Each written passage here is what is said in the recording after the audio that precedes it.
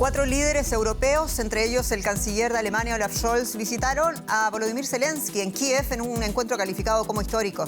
Los mandatarios no solo prometieron más armas, sino también, lo más importante, apoyaron oficialmente la candidatura de Ucrania a la Unión Europea. Vamos en breve por más detalles. Soy Jenny Pérez, aquí en Berlín. Destacamos: los líderes de Francia, Alemania, Rumania e Italia se unen en solidaridad con el gobierno ucraniano. Scholz declaró que Alemania apoya una decisión positiva a favor de Ucrania. Lo mismo, dijo, vale para la República de Moldavia. Y la policía brasileña anunció detener el asesino confeso de un periodista británico y un experto indígena desaparecidos en la Amazonía. El hombre admitió haberlos asesinado a tiros. Y el presidente de Ecuador, Guillermo Lasso, trata de contener el paro nacional y el pulso con la CONAIE a través de un decreto. Lasso busca con ello controlar los precios y la especulación. La huelga deja decenas de detenidos, la mayoría de ellos indígenas.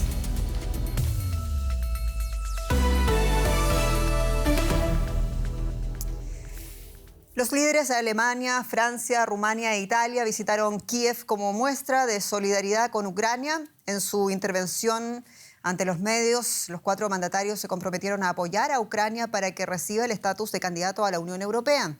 El presidente ucraniano Volodymyr Zelensky pidió un embargo total del gas y el petróleo ruso y un 7º paquete de sanciones contra Moscú. En Irpin, los líderes europeos pudieron comprobar la destrucción que provoca la guerra. Los jefes de Estado de Francia, Alemania e Italia visitaron con el presidente de Rumania este suburbio de la capital Kiev. Aquí murieron muchos civiles tras duros combates y presuntos crímenes de guerra. Durante su primera visita a Ucrania desde la invasión rusa, el mensaje es claro: constatar el apoyo de Europa y salir al paso de quienes critican la lentitud o el volumen de ese apoyo. Europa está de vuestro lado y lo seguirá estando mientras sea necesario hasta que se alcance la victoria en forma de paz y de una Ucrania libre e independiente. Todo lo contrario a las consecuencias de la barbarie que vimos juntos esta mañana en Irpin. En una rueda de prensa conjunta en Kiev, el presidente ucraniano Volodymyr Zelensky pidió más armamento pesado, definiendo a su país como el flanco oriental de Europa. Rusia no elige a quién o cuándo amenazar y a quién proteger en Europa. La agresión rusa contra Ucrania es una agresión contra toda Europa, contra una Europa unida, contra cada uno de nosotros, contra nuestros valores. Nuestra respuesta debe ser conjunta. Los líderes europeos prometieron más ayuda militar y respaldaron el estatus de candidato inmediato para el ingreso en la Unión Europea. Ucrania pertenece a la familia europea. Obtener el estatus de candidato sería un hito en su camino hacia la Unión Europea. La Unión Europea prevé debatir la solicitud de Ucrania este viernes, pero incluso si todos sus Estados miembros coinciden en la concesión del estatus de candidato, aún pueden pasar años hasta la adhesión real. Y no bastan el recibimiento de los refugiados ucranianos, tampoco las sanciones impuestas hasta ahora contra Moscú. Lo que importa y complica la posición del canciller alemán sigue siendo el envío de armamento pesado. Hasta la fecha, el gobierno alemán ha aprobado entregar unas armas a Ucrania por valor de 350 millones de euros, pero la entrega no se ha hecho efectiva y Kiev pide con urgencia tanques y sistemas de lanzamiento múltiples de cohetes también de mayor alcance. Olaf Scholz está bajo presión. Allá donde va el canciller alemán se ve obligado a defender la respuesta de Alemania a las demandas de apoyo militar a Ucrania. Alemania es uno de los principales apoyos militares a Ucrania. Nadie aporta tanto como nosotros. Hay otros que también están haciendo mucho, como Estados Unidos. Pero Alemania es uno de los países que está usando sus capacidades en gran medida. Hemos proporcionado grandes cantidades de armas antitanque, misiles antiaéreos y munición en grandes cantidades. Pero las armas que Alemania proporcionó hasta ahora son poca cosa en comparación con los sistemas de armamento pesado que otros países ya entregaron y que Ucrania dice necesitar desesperadamente. En una votación histórica a finales de abril, el Parlamento alemán acordó suministrar armas pesadas a Ucrania, pero hasta ahora no ha llegado ni una sola pieza de artillería pesada desde Alemania. Lo que sí ha habido son muchas promesas. Parte de lo prometido por Scholz son 7 obuses blindados 2000 de fabricación alemana. Los soldados ucranianos están recibiendo formación sobre su uso en una base del ejército alemán. Estas potentes armas se enviarán probablemente a Ucrania a finales de junio. El canciller alemán también prometió 50 carros antiaéreos tipo Gepard, el primero de los cuales podría ser entregado en julio. A principios de junio, Scholz anunció que también quieren mandar misiles tierra-aire Iris-T a Ucrania. Son el sistema de defensa aérea más moderno de Alemania y permitirían a Ucrania defender una ciudad entera de los ataques aéreos rusos, según Scholz. Pero como en ocasiones anteriores, el plazo de entrega es incierto. En una reciente visita a Berlín, el presidente del Parlamento ucraniano acogió con satisfacción el anuncio de Scholz, pero subrayó que necesitan las armas con urgencia. Ucrania no tiene tiempo que perder en una guerra que cuesta decenas de vidas cada día. Y nuestro analista político Emily Vinagre está con nosotros para ayudarnos a comprender un poco más el trasfondo de las declaraciones del canciller alemán en Kiev. Emily, Olaf Scholz ya había dicho que no viajaría a Ucrania, a Kiev concretamente, simplemente para sacarse una foto, una selfie con Zelensky, sino que solo cuando tuviera realmente una cosa concreta, un anuncio concreto que ofrecer. ¿Ha cumplido Scholz acaso esa expectativa?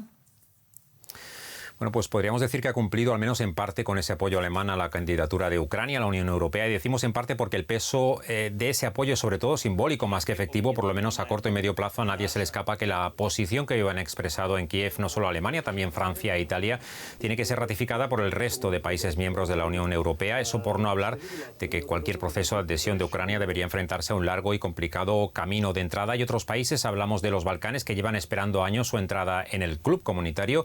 Eso por no hablar de que antes de entrar en la Unión Europea, a Ucrania debería afrontar enormes reformas en cuestiones como la lucha contra la corrupción o el respeto a los estándares del Estado de Derecho europeos. Para que nos hagamos una idea, la propia Francia, que hoy apoyaba a Kiev en su deseo de acceder a la UE, hace poco especificaba que ese proceso podría demorarse décadas. En definitiva, que el gran titular de la visita de hoy es un apoyo simbólico a Kiev, que ni mucho menos va a tener un peso decisivo en el desarrollo de su guerra contra Rusia. El otro titular que se esperaba era el de nuevas posibles promesas de entrega de armamentos. Ahí solo ha habido anuncios concretos por parte del presidente francés, Emmanuel Macron, que ha anunciado la entrega de nuevos elementos de artillería. El canciller alemán, en cambio, se ha limitado a repetir la lista de armamentos ya comprometida, lejos de las peticiones del gobierno ucraniano. Emily Vinagre, muchas gracias. Y vamos a noticias económicas con mi colega Paco Furió. Bienvenido. Gracias, Jenny. Seguimos en Europa porque los ministros de Economía y Finanzas de la Eurozona abordarán mañana la situación económica con la presidenta del Banco Central Europeo, Christine Lagarde, después de que la institución decidiese en una reunión de emergencia tomar medidas para frenar la subida de los intereses de la deuda soberana de los países periféricos.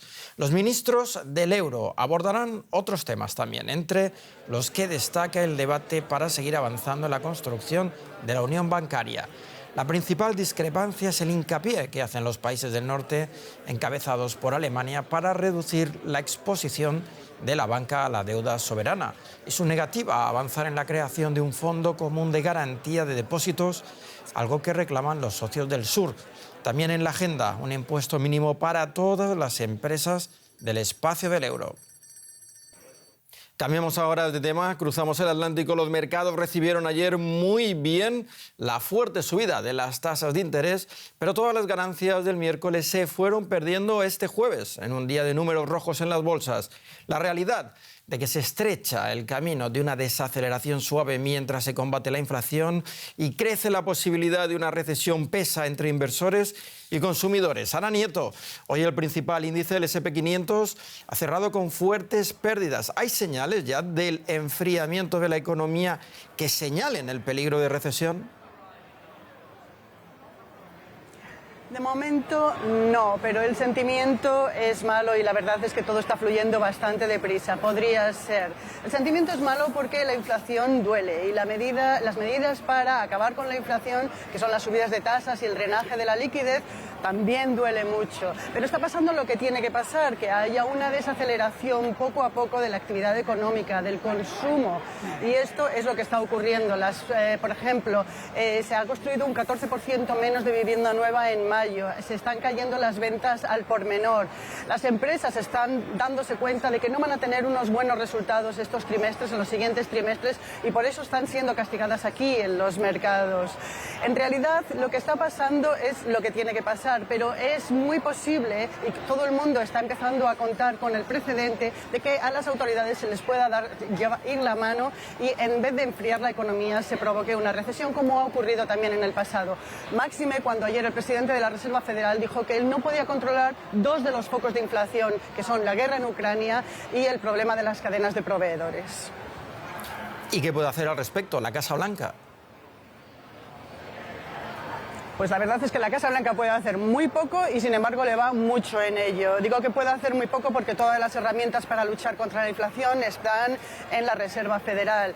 Ayer el presidente Joe Biden mandó una carta a las refinerías para pedirles que bajaran los márgenes de beneficios para evitar que la gasolina estuviera tan alta. Pero realmente no puede hacer muchísimas más cosas. Lo único que puede hacer es seguir con la diplomacia para tratar de que la guerra se pueda acabar cuanto antes en Ucrania y estar vigilante por las cadenas de los proveedores. Pero realmente, como digo, no puede hacer demasiadas cosas y sin embargo le va mucho en ello porque este noviembre hay unas elecciones. Se van a renovar las cámaras del Congreso y normalmente cuando hay una situación económica adversa se castiga al presidente a través de estas elecciones. Puede perder sus apoyos legislativos en noviembre. Gracias, Ana, desde Wall Street. Y en Perú, el Ministerio de Desarrollo e Inclusión Social publicó esta semana el reglamento de la ley que reconoce a las ollas comunes como organizaciones sociales.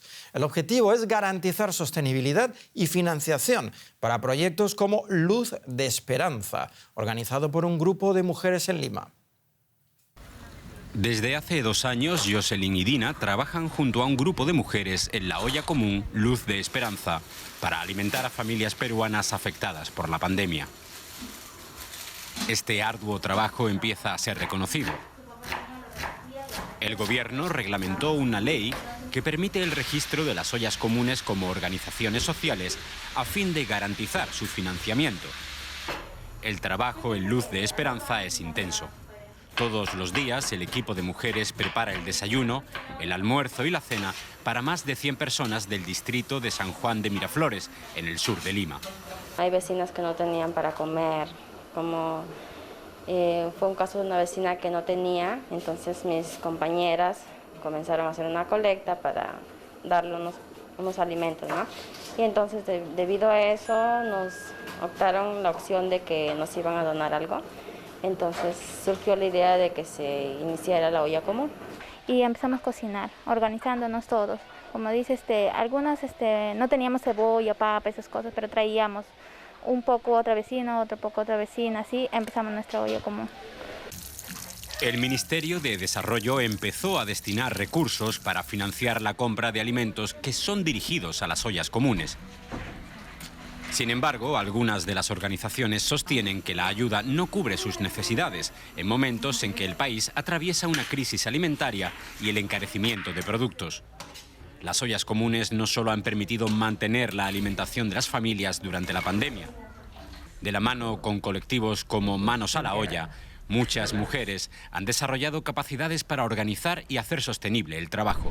Ellas son agentes de cambio dentro de sus comunidades porque ellas fueron las que organizaron las ollas comunes. Entonces, es un valor bastante fuerte que nosotras encontramos en ellas. Son muy admirables. Ellas se han levantado para decir, no solo para ayudar a su familia, sino a toda su comunidad a que siga alimentándose en este contexto. Según cifras oficiales, solo en Lima más de 250.000 personas aseguran su alimentación diaria gracias a las ollas comunes. Muchas de ellas se encuentran en situación de inseguridad alimentaria, por lo que se espera que la respuesta del gobierno sea eficaz e inmediata. Dejamos la economía ahora, pero seguimos en Latinoamérica. Es así, Paco, porque la policía de Brasil ha asegurado tener al asesino confeso de haber disparado al experto indígena y al periodista británico que desaparecieron a principios de este mes en la Amazonía. El sospechoso llevó a los oficiales al área donde había enterrado los cuerpos. Los restos serán sometidos a pericias forenses en Brasilia. La búsqueda de Dom Phillips y Bruno Pereira ha sacado a la luz las tensiones entre las comunidades indígenas locales y los cazadores furtivos, pescadores y empresas mineras ilegales presentes en la zona. Final trágico tras 11 días de búsqueda. La policía brasileña anunció que se encontraron los cuerpos de 2 hombres en el lugar en el que fueron conducidos por un sospechoso que confesó su asesinato. La policía está segura de que se trata del periodista británico desaparecido Dom Phillips y del experto indigenista Bruno Pereira. El primer sospechoso arrestado de este caso confesó el crimen. Ha narrado en detalle los hechos y señalado dónde había enterrado los cuerpos. Aunque la policía encontró en el bote del principal sospechoso un rastro de sangre y varias pertenencias de los desaparecidos, la demora sufrida en la investigación despertó las críticas a las autoridades. Miembros de la Fundación Indigenista Brasileña FUNAI, para la que Pereira trabajaba, realizaron una vigilia por ambos hombres. Protestan y apuntan al gobierno como cómplice de lo sucedido. Bruno y Dom no eran aventureros, eran un modelo a seguir por su gran profesionalidad. Fueron asesinados violentamente por criminales en el Valle del Javari, criminales que el gobierno brasileño de Bolsonaro no combatió.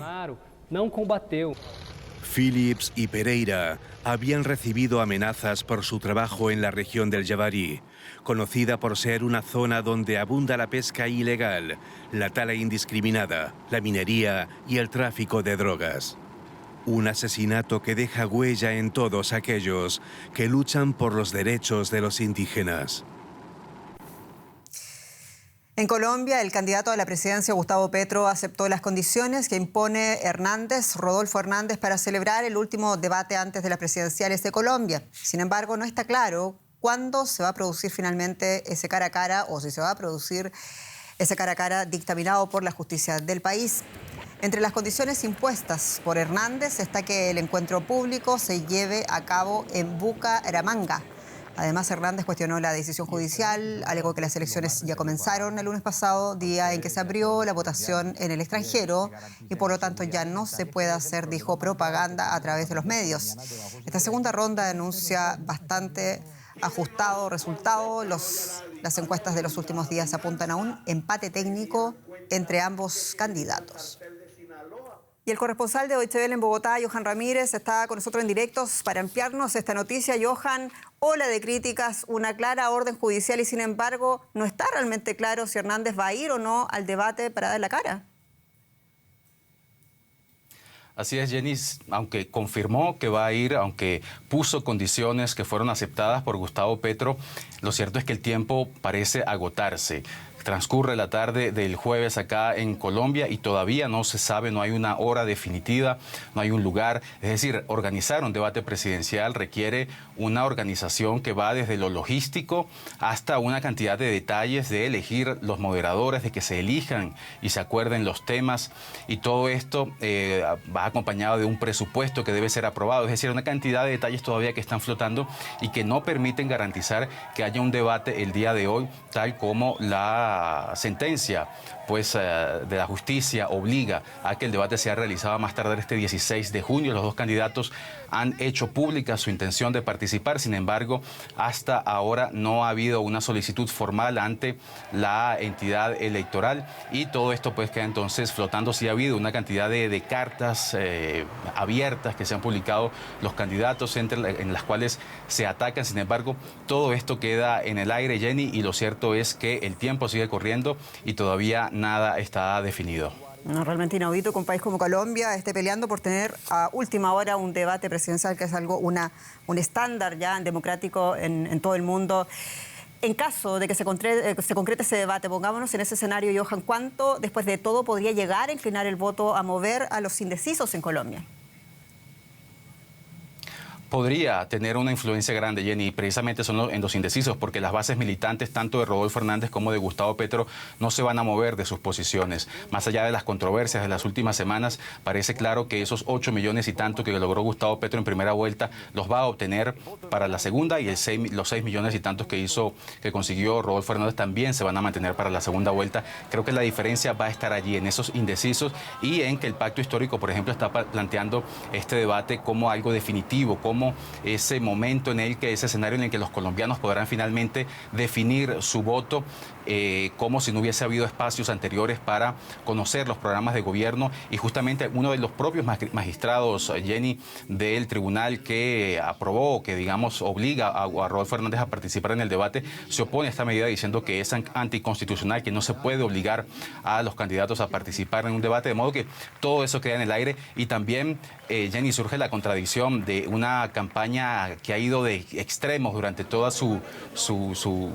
realización, que Gustavo Petro, que para la primera vuelta se negaba a participar en debates, y Rodolfo Hernández, que lo criticaba. Ahora, en esta segunda vuelta, los papeles se han invertido. Eso muestra las contradicciones de esta campaña tan polarizada y de unos candidatos que aprovechan cada coyuntura para tratar de obtener réditos políticos. Johan Ramírez, te espera una larga jornada. Muchos saludos allá en Bogotá. En Ecuador, y tras el complejo episodio del arresto del presidente de los pueblos indígenas, el presidente Guillermo Lasso trata de contener el paro nacional y el pulso con la CONAIE a través de un decreto. La acción presidencial, que busca controlar el alza ilegal de los precios y la especulación, según el documento, responde a uno de los 10 puntos del petitorio del paro nacional. Con todo, hay pocas esperanzas que se da la protesta. Un paso que podría abrir el diálogo entre el gobierno y la Confederación de Nacionalidades Indígenas. El gobierno del presidente Guillermo Lasso emitió este jueves un decreto ejecutivo contra la especulación, lo que podría ayudar a controlar el alza del precio del combustible, uno de los 10 reclamos de la Confederación. Que el gobierno sigue apostando al diálogo. Sabemos que la gran mayoría de los ecuatorianos quiere trabajar, no quiere paralizaciones, no quiere manifestaciones vandálicas. Las protestas por tiempo indefinido empezaron el lunes y fueron convocadas por la Confederación luego del fracaso de varios intentos de diálogo con el gobierno que se iban llevando desde el año pasado. Solo nosotros podremos cambiar en el escenario en el momento que exista una respuesta a las demandas que hemos planteado a usted, señor presidente de la República. En un país de casi 18 millones de habitantes, los indígenas superan el millón y la comunidad se dedica principalmente a la agricultura. Otro reclamo del movimiento indígena es la fijación de un precio mínimo de sus productos agrícolas y una moratoria para que las familias puedan pagar sus deudas a la banca estatal. Ecuador de nuevo enfrentando una crisis por demandas sociales en las calles. Ampliamos en Quito con el periodista Ramiro Carrillo. Ramiro, saludos. ¿Cómo ha caído ya en Quito el decreto del presidente Lasso para controlar los precios y evitar, según el documento, la especulación? Saludos también desde Quito. En efecto, este es una respuesta parcial a uno de los 10 puntos que la CONAIE ha hecho para sostenerse en este paro nacional. El pedido de la CONAIE fue precios justos para los productos del campo y el gobierno responde con un decreto de control para que no se alteren los precios de los productos que hay en los mercados de las ciudades del país. Es una respuesta primera, es una apertura que de todas maneras no rebaja la intensidad, la incertidumbre que vive la ciudadanía sobre este hecho. Todavía hay mucho que hacer en los pedidos que ha hecho la CONAIE al gobierno nacional. Tú dices no rebaja la incertidumbre, pero muy breve, ¿rebaja entonces los ánimos del paro nacional convocado? Sí, bueno, sí, hay una válvula de escape inicial, pero falta todavía el confinamiento de los chicos, especialmente en la capital de la República, que no pueden ir a clases presenciales, conforma esta situación molestosa para la ciudadanía. Ramiro, las demandas sociales, incluyendo la de los pueblos indígenas, no es nueva.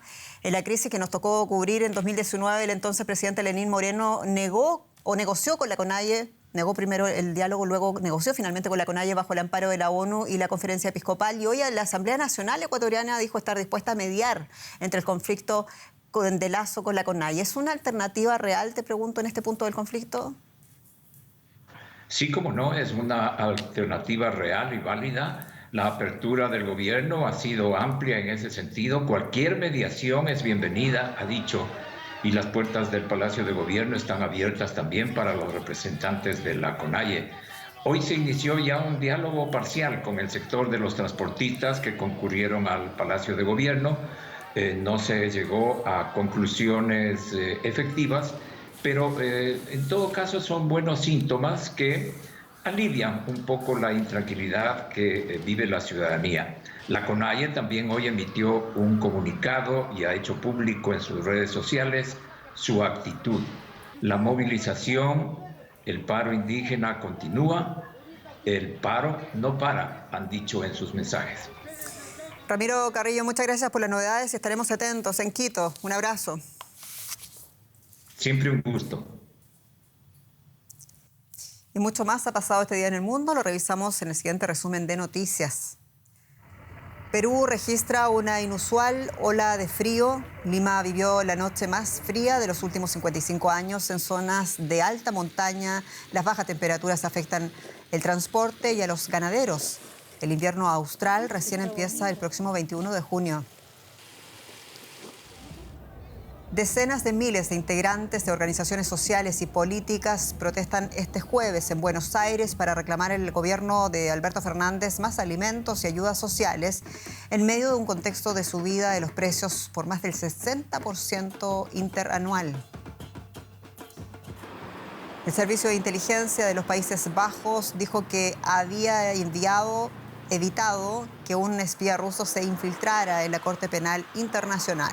El hombre de 36 años se hizo pasar por un becario brasileño y podría haber accedido a información sensible sobre la investigación de la Corte sobre crímenes de guerra en Ucrania.